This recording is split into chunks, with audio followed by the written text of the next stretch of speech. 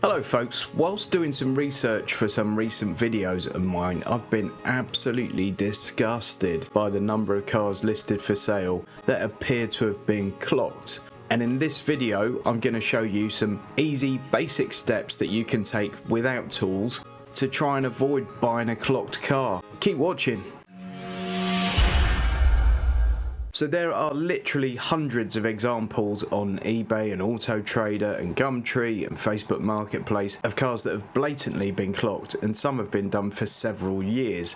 So I'm going to go through some really simple ways of trying to put yourself at ease that the car you're buying has a genuine mileage. If you have some tools like diagnostic tools and things, sometimes you can literally plug into the car, and if you know what you're doing, you can easily find if the car's been clocked or not. But in this video, I'm focusing on ways of doing it without any kind of tools whatsoever. So the first thing we start with is this, the good old service book. Okay, this is the one for Mot History. What you want to see is regular stamps with the mileage going up with every service. And it also looks a bit dodgy if every stamp looks absolutely identical, like with the exact same amount of ink on it, and if the handwriting and the pen are exactly the same. So it helps if you've also got a load of documentation with the car, with at least some invoices that you can tie up against the service stamps in that book. So if it says it went to this garage on this date, is there an invoice for it? Now, some people are just terrible at keeping things like that and keeping records up to date. So that's not always a sign, but if you're in two minds about a car and it doesn't have all that, then there's certainly room for some doubt. Another thing to look at is the state of the interior. Look at stuff like wear on the steering wheel and the seat, especially like the seat bolsters, quality of the material, if there's any visible wear on the seats, and try and pin that to the number of miles, okay? Now, some car seats do wear a lot quicker than others, but if you're looking at a car that's got 10,000 miles in it and the side bolster's gone and you can see the material sort of starting to wear through, it hasn't done 10,000 miles. That's had a bum in that seat for probably 50,000, 80,000, 100,000, 150,000 miles. Also the steering wheel, you know, look at the wear on that. Is that consistent with the mileage that you're seeing on the car?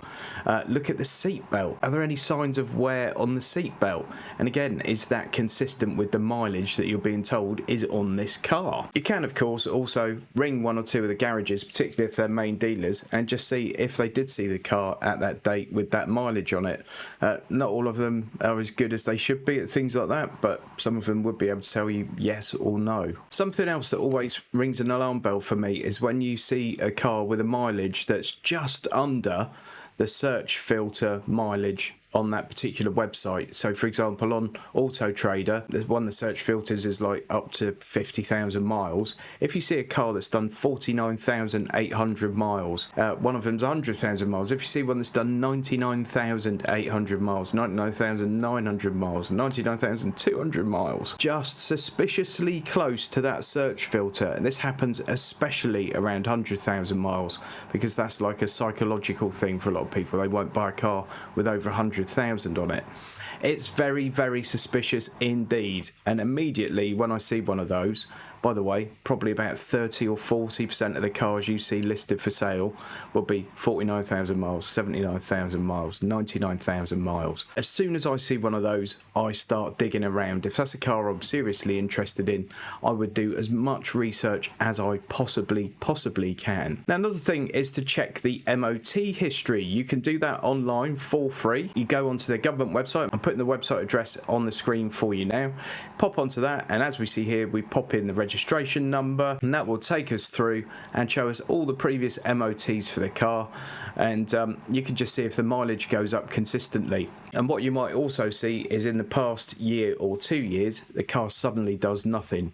Now, that could be genuine. Obviously, the pandemic's been around and people did far fewer miles in a lot of cases, but it could also be that the last owners had it for a couple of years and they've effectively wound it back just before every MOT. So again, when you see one of those, treat it with suspicion and do your due diligence. What you can also do is marry the MOT mileage up to the mileages that are written in your service book around the same time and see if that makes any sense. And of course, the other thing that I do on every car I buy is I get a V-check. It's far more comprehensive than an H HPI check. That will do the MOT history check for you, and it will also follow the pattern of every kind of mileage that's been logged.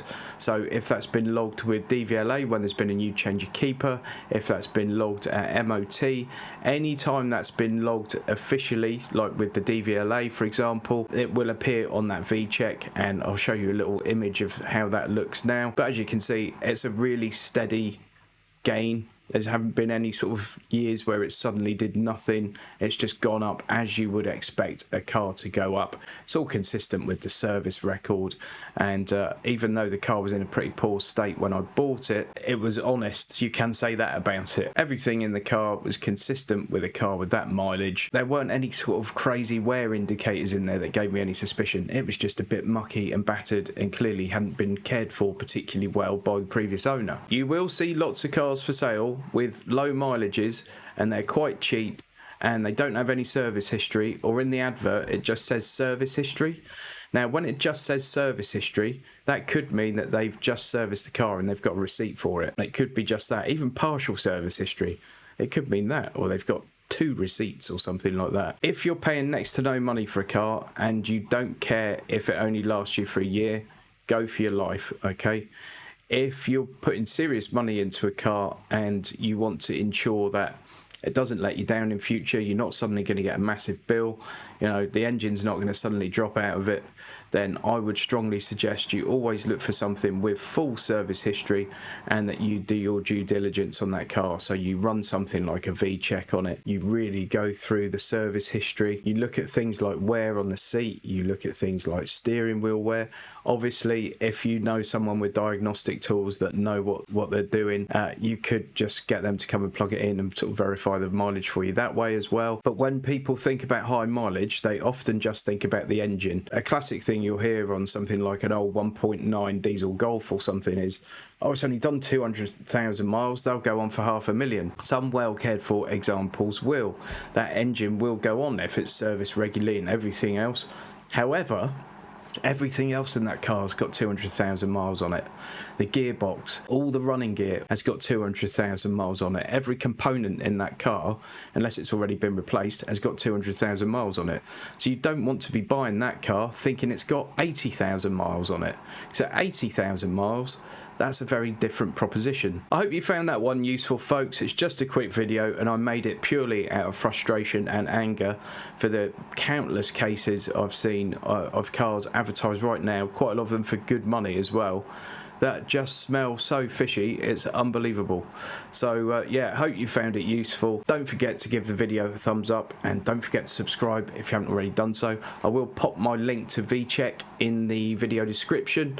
It's the checking service I use. I have always used it. I do have an affiliate deal with them, so if you use that link and buy a VCheck, I do get some money from it, but I only recommend things on this channel that I actually use. Thanks ever so much for watching. See you next time.